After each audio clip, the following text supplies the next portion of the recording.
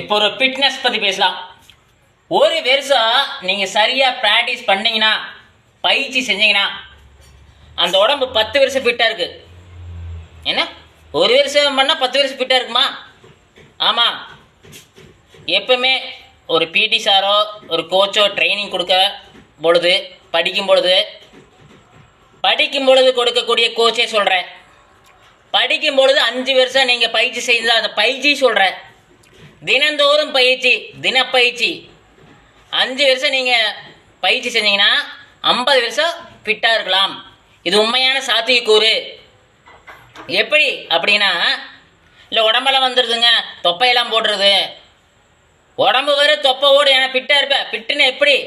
அது இருந்தாலும் ஓடுவேன், குதிப்பேன், எல்லாம் பண்ண முடியும். அவங்க என்ன விளையாடுறதுக்கு நினைக்கிறாங்களோ, ஒரு கிரிக்கெட் விளையாடுனா விளையாடலாம், ஒரு வாலிபால் விளையாடுனா விளையாடலாம், ஒரு கபடி விளையாடுனா விளையாடலாம், திடீர்னு ஓடலாம், திடீர்னு ஒடியாடலாம். உடனே பண்ண முடியாது, பயிற்சி செய்யணும்.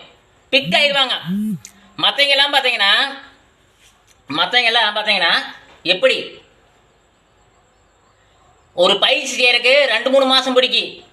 இவங்க சின்ன வயசுலேயே பிக்கப் இருக்கிறவங்க 10 நாள் அவங்க பயிற்சி செஞ்சால் போது அந்த பழைய பிக் லெவலில் வந்துடுவாங்க.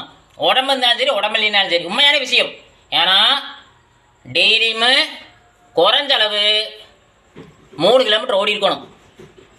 Spirit 100 metre sprint 10 sprint அடிச்சிருக்கணும்.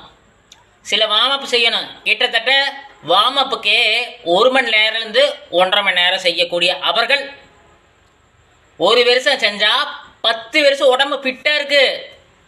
நடக்கலாம், ஓடலாம், எனர்ஜியாக இருக்குது, சுறுசுறுப்பாக இருப்பாங்க, எல்லாமே இருக்குது. உண்மையானுமே நான் 5 வருஷம் ப்ராக்டிஸ் பண்ணேன்.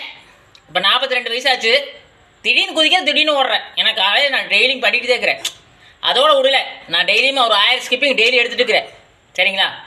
அதனால நமக்கு அந்த மூவ்மெண்ட்டே இருக்குது. அது போக நான் ஸ்போர்ட்ஸ் பிளேயராக இருக்கிறனால ஹை ஜம்ப் தாண்டணும், ஒரு தப்புன்னு ஒரு 4 அடி தாண்ட சொன்னால் தாண்டிடுவேன், 5 அடி தாண்ட சொன்னால் தாண்டுவேன், 6 அடி தாண்ட சொன்னாலும் தாண்டிடுவேன். ஏன்னா அந்த மூவ்மெண்ட்டில் இருந்துகிட்டே இருப்பேன்.